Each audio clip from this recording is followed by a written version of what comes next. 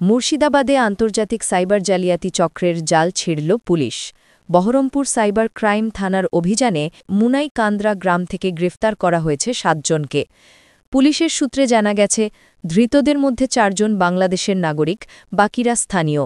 ধৃতদের কাছ থেকে উদ্ধার হয়েছে ১২১টি এটিএম কার্ড, ৬৬টি সিম কার্ড, ২টি ল্যাপটপ ও ১৩টি মোবাইল ফোন। পুলিশের প্রাথমিক অনুমান, এই চক্রটি অনলাইন ব্যাংক লেনদেনের সময় গ্রাহকদের তথ্য চুরি করে কোটি টাকার প্রতারণা চালাচ্ছিল।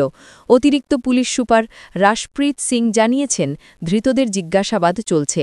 বাংলাদেশে টাকা পাচার হচ্ছিল কিনা সেই বিষয়েও তদন্ত শুরু হয়েছে। গতকাল রাত্রিবেলা সাইবার পিএসএ টিম সোর্স ইনফরমেশন পেয়ে বড়বা থানা আন্ডারে একটি রেড করেছে এবং 7 জনকে অ্যারেস্ট করেছে, যার নাম হচ্ছে মিনহাজ শেখ, সিফত শেখ, শান শেখ, রাবি শেখ, সোনারুল শেখ, ফিরোজ শেখ এবং মোহাম্মদ আরিফ খান।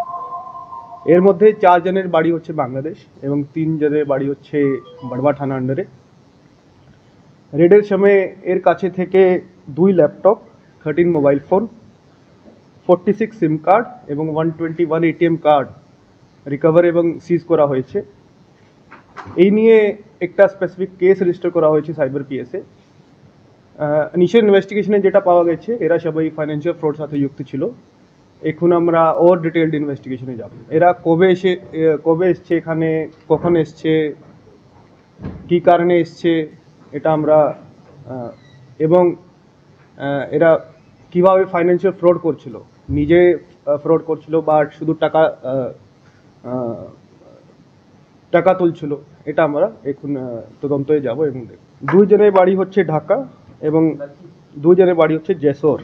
মানে এরা কি বাংলাদেশের সঙ্গেও কি এই ফ্রডটা করতো, ফাইন্যান্সিয়াল ফ্রডটাকে বাংলাদেশে? এর কি মোডাস অপারেন্ডি আছে ওটা আমরা খুঁজে বের করছি। মানে কোনো পাসপোর্ট বা কোনো কাগজ, মানে যেটা এইরকম কিছু নেই। এরা শুধু সবাই ফাইন্যান্সিয়াল ফ্রড একসাথে মিলিয়ে এখানে করছিল। এরা সবাই ব্যাংক অ্যাকাউন্ট খুলছিল এখানে।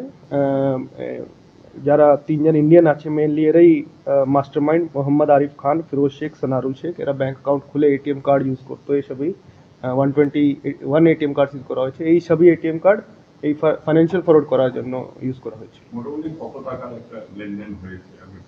আমরা কিছু সাসপিশন ট্রানজাকশন পেয়েছি, ওটা আমরা ওর ভিতরে যাব এবং আপনাকে জানাবো।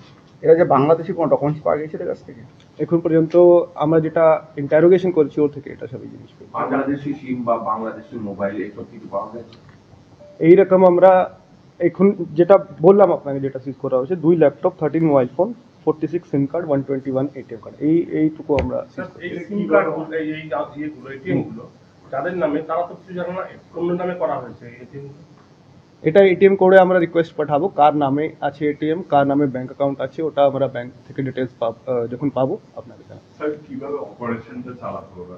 ওটাই তো বলছি, মোডাস অপারেন্ডি এখন আমরা পুরো জানি না। আমরা কিছু সাসপিশিয়াস ট্রানজাকশন, ফাইন্যান্সিয়াল ট্রানজাকশন পেয়েছি।